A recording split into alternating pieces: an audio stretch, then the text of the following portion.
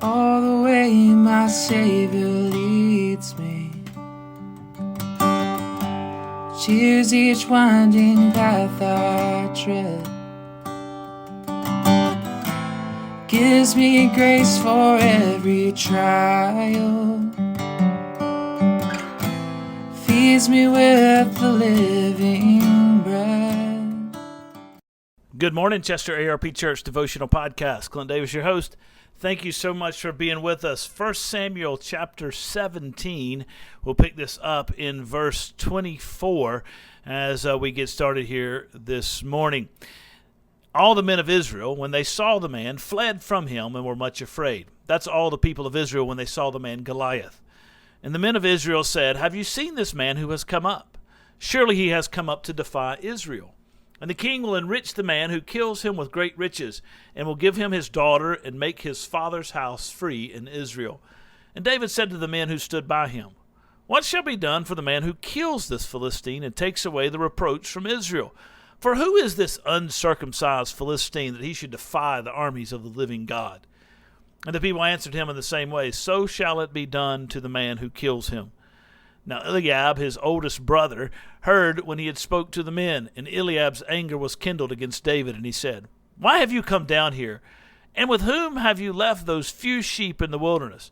I know your presumption and the evil of your heart, for you have come down to see the battle." And David said, "What have I done now? Was it not but a word?" And he turned away from him toward another, and spoke in the same way, and the people answered him again as before. It's interesting. I'll stop right there, the end of verse 30. It's interesting as we read this story, the story of David and Goliath in 1 Samuel chapter 17. David shows up, and the men of Israel are encamped on a mountain. And as they're encamped upon a mountain, they look across to the other mountain, across the valley to another mountain, and there the men of Philistia encamped. And, of course, the warrior Goliath comes out day by day and cries out to the men of Israel, "Send out your choicest warrior, and if he is able to defeat me, we will serve you, but if I defeat him, you will serve me." A representative of both nations fighting on the battlefield. Everyone's afraid of Goliath, and rightly so. He's over 9 feet tall, he's humongous, he's rough, he's tough, he's a warrior. You have to remember, too, at this point in Israel's history, there's not a whole lot of weaponry in Israel. Their enemies, the Philistines, are the ones responsible for doing all the metal work for Israel. And so they are sorely ill-equipped to go to battle against the Philistines. And so they're afraid. Every time they saw the man, they fled from him and were much afraid. David hears of Goliath, and he hears what Goliath says.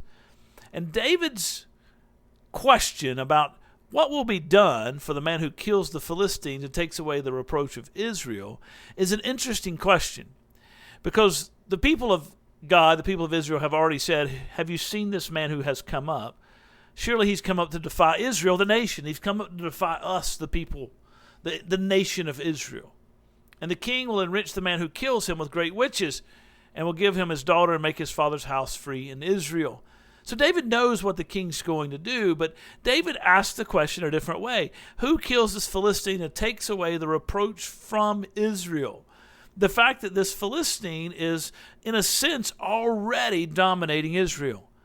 Now, the battle is yet to be waged. The war is raging, but the battle is yet to be waged. They're encamped on different sides of a valley on the mountaintops, and Goliath comes down into the valley every day and says, "Come fight me." But the people of Israel are terrified. They are already, in a sense, defeated.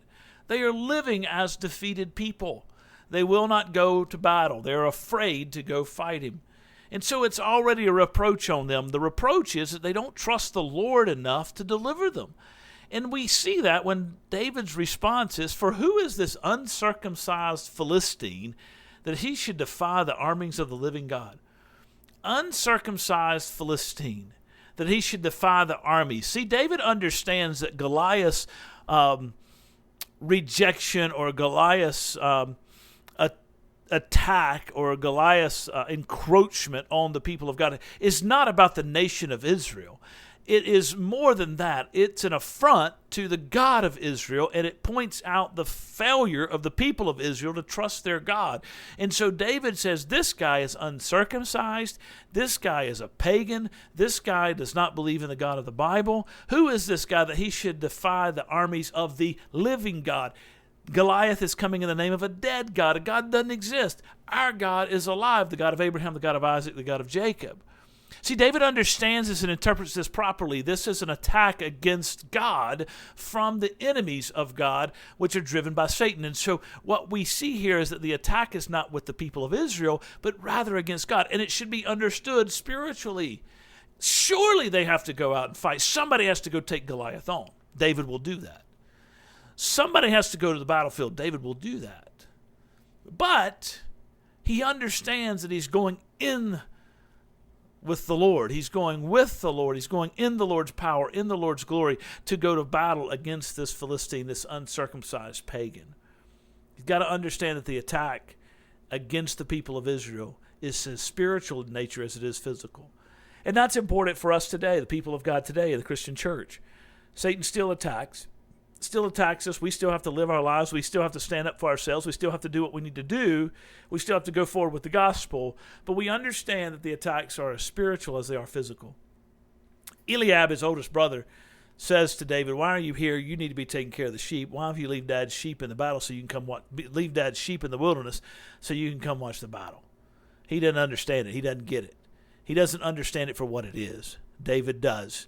And David goes forward with a conviction that he's going to lead the people by standing firm and fighting this uncircumcised pagan who is attacking not only the people, but giving an affront to the glory and the majesty of God and calling out the people of God for their failure to trust in God. You guys have a great day. May we learn from this story. May we learn to walk with Christ and live with him and give God praise for all that he is. Take care. See you tomorrow. You carry me close to your heart, and surely your goodness and mercy will follow